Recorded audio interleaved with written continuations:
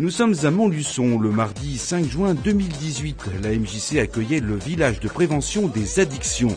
Cette action financée par le Conseil régional Auvergne-Rhône-Alpes organisé par l'AMPA et l'Éducation nationale, représentée par la direction des services départementaux de l'Éducation nationale de l'Allier, avait pour objectif de sensibiliser les jeunes à l'addiction en leur parlant un autre langage. Et l'idée de cet événement, c'est d'avoir une vision un peu positive de la prévention autour des conduites addictives et notamment de pouvoir cibler aussi un peu les ressources propre des jeunes. La question des conduites addictives, c'est d'avoir une question de dialogue et de lien et de discussion entre soi et qu'on n'est pas forcément dans c'est bien, c'est mal, mais qu'il faut aller chercher beaucoup plus profondément. Alors, outre les ateliers de prévention et d'information indispensables, les jeunes pouvaient assister à des ateliers de détente pour accéder à des ressources personnelles inexploitées. Ici, il s'agit de yoga. On arrive à se libérer de toute emprise du mal ou tout ce qu'on peut avoir lors d'une journée de train-train quotidien.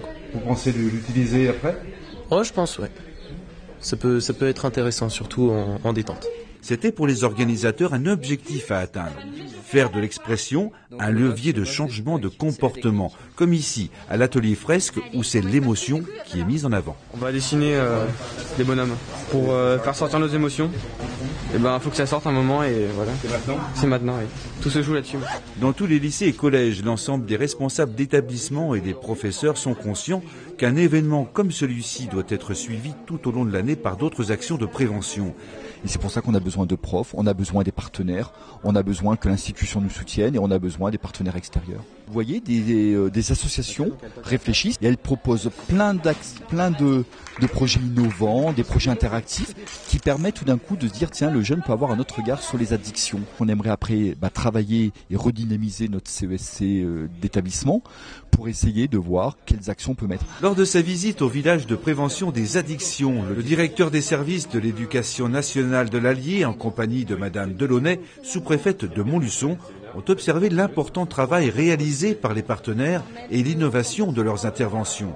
Monsieur Vandard a aussi rappelé l'implication du rectorat dans la mise en œuvre de cet événement et la mobilisation des CESC. Là, aujourd'hui, ce que vous vivez, c'est une expérimentation.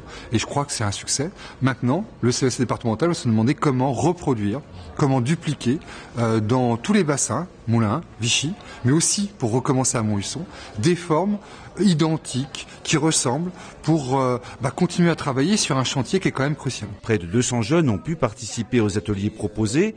Les lycées de Montluçon, Albert Einstein, Paul Constant et le collège Jean-Jacques Soulier de Montluçon se sont fortement mobilisés. Après cette première expérimentation, l'AMPA et la direction des services départementaux de l'Éducation nationale de l'Allier continueront leur collaboration pour donner suite à cette action vouée à un bel avenir sur l'ensemble de la région. Elle portera son message auprès des jeunes avec un langage nouveau, responsable et bienveillant.